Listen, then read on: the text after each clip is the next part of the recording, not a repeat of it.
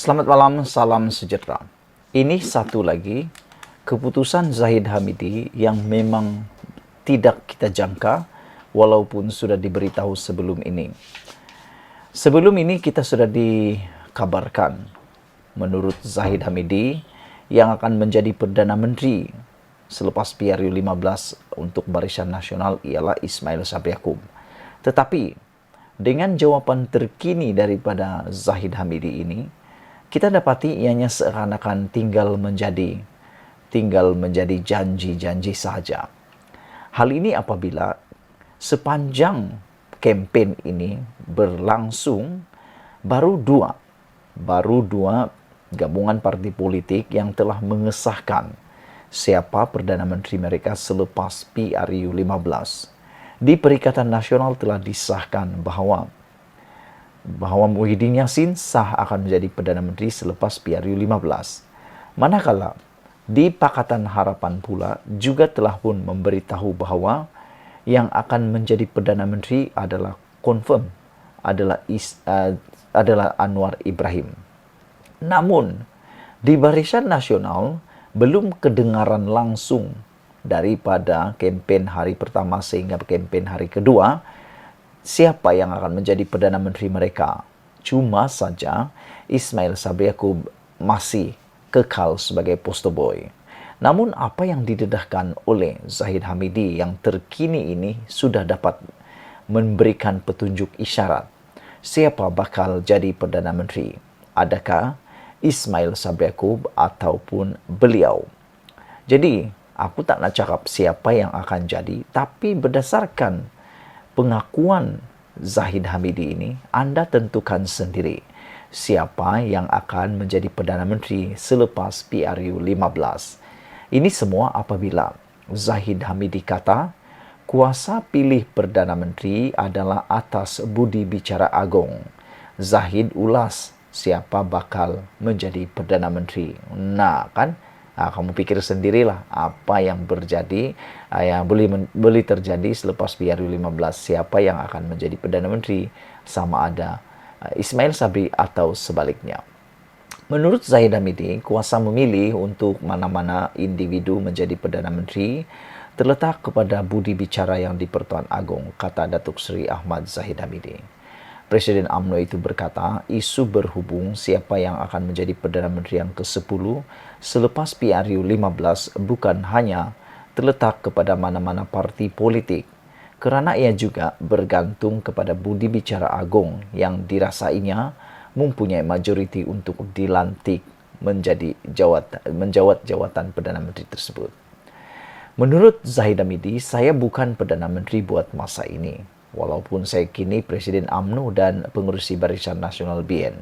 Jadi dalam keadaan ini, sudah beberapa lama kita diterajui oleh seorang Perdana Menteri dari UMNO, katanya. Jadi isu ini tidak harus dibincangkan kerana proses memilih Perdana Menteri bukan sahaja terletak di tangan mana-mana parti politik, tetapi juga agung, kata Zahid Hamidi. Kita mesti menghormati budi bicara mutlak agung berdasarkan Perlembagaan Persekutuan di bawah Perkara 43, kata Zahid dipetik dari Mail semasa sidang media di Bagan Datuk hari ini. Bagaimanapun, Zahid berkata sama ada Datuk Seri Ismail Sabri Yaakob akan kekal menjadi Perdana Menteri atau tidak, bukan isu memandangkan posternya digunakan sebagai bahan kempen utama PRU 15 kali ini. Kita boleh lihat poster dan papan iklan beliau, iaitu Ismail Sabri, di mana-mana termasuk di Bagan Datuk, kata Zahid Hamidi. Dalam pada itu, Zahid juga tidak menolak kemungkinan kerjasama dengan BN dan pemimpin atau gabungan parti politik lain demi memastikan kestabilan selepas PRU 15. Pengurusi Barisan Nasional itu berkata, kemungkinan kerjasama yang akan hanya diputuskan selepas PRU 15 nanti tidak hanya berkisar kepada Datuk Seri Anwar Ibrahim semata-mata, sebaliknya bersama pemimpin politik lain. Kenapa kami hanya perlu bekerjasama dengan Anwar Ibrahim sahaja, kata Zahid Hamidi. Kita juga boleh bekerjasama dengan pemimpin politik lain, katanya lagi. Zahid berpandangan, biarkan kami melintasi jambatan terlebih dahulu pada 19 November nanti, dan kita akan membincangkan hal itu kemudian. sama ada kita akan membentuk kerajaan kami sendiri atau kami kena bekerjasama dengan gabungan parti politik lain, katanya lagi. Beliau berkata demikian ketika diminta mengulas kemungkinan BN bakal bekerjasama dengan Anwar yang juga Presiden PKR merangkap pengerusi Pakatan Harapan PH untuk membentuk sebuah kerajaan selepas PRU 15. Terdahulu, tular di media sosial poster memaparkan gabungan wajah Zahid dan Anwar yang menggelarkan kerjasama itu sebagai jajaran baharu politik negara. Saudara-saudara, selain daripada isu yang paling menarik ini, yaitu tentang pemilihan Perdana Menteri, isu yang menarik dalam sisipan kali ini juga ialah apabila Khairi Jamaluddin mengatakan bahawa Sungai Buloh bukan parlimen yang selamat. Aku simpati dengan Khairi Jamaluddin kerana sebenarnya kalau beliau terus bertanding di Parlimen Rembau, boleh kata beliau sudah sah menang di kawasan tersebut kerana beliau terkenal dan juga merupakan pemegang pemangku kepada kawasan tersebut. Walau bagaimanapun, kelihatan Khairi Jamaluddin telah dihantar ke tempat yang aku rasa hampir mustahil beliau boleh menang kerana majoriti kemenangan PKR ataupun parti pembangkang Pakatan Harapan di sini ialah 24,000 pada PRU yang lepas. Bagaimana Khairi baru dapat mencuri 24,000 undi itu? Kalau mungkin 5,000 bolehlah kita fikirkan boleh berlaku sesuatu, tapi ini 20,000. Jadi dengan itu, adakah Khairi akan dikubur karier politiknya di Sungai Buloh? Dan apa sebenarnya rancangan sebenar pencalonan Khairi Jamaluddin di kawasan tersebut? Dan aku fikir ini satu pembaziran kerana Khairi Jamaluddin merupakan aset paling berharga untuk Barisan Nasional bagi masa depan mereka mendapatkan Perdana Menteri yang baru. Menteri Kesihatan Kerajaan sementara Khairi Jamaluddin menyifatkan kerusi Parlimen Sungai Buloh adalah kawasan yang menakutkan dan tidak selamat bagi semua pemimpin Barisan Nasional BN.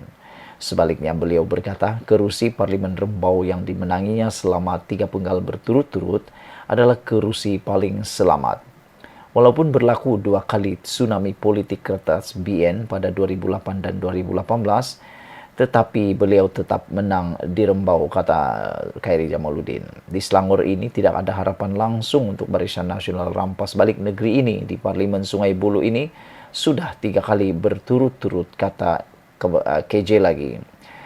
Tak ada siapa dari Barisan Nasional BN UMNO yang sanggup untuk datang bertanding di Selangor sebab dikategorikan kawasan yang bahaya.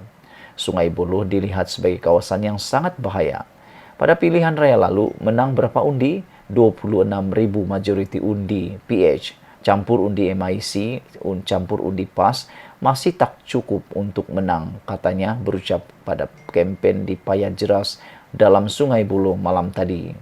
Kenyataan beliau sekaligus bertentangan dengan apa yang dikatakan Timbalan Presiden UMNO Datuk Seri Muhammad Hassan bahawa Sungai Buloh adalah kawasan paling selamat. Sebelum ini, Muhammad mengarahkan Khairi tidak bertanding di Rembau bagi membolehkannya mengambil alih kerusi itu.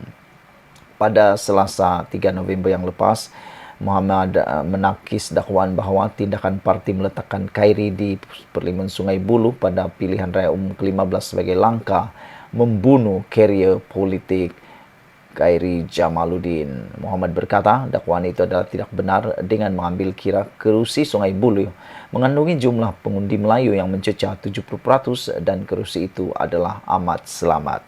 Itu kata Tokmat.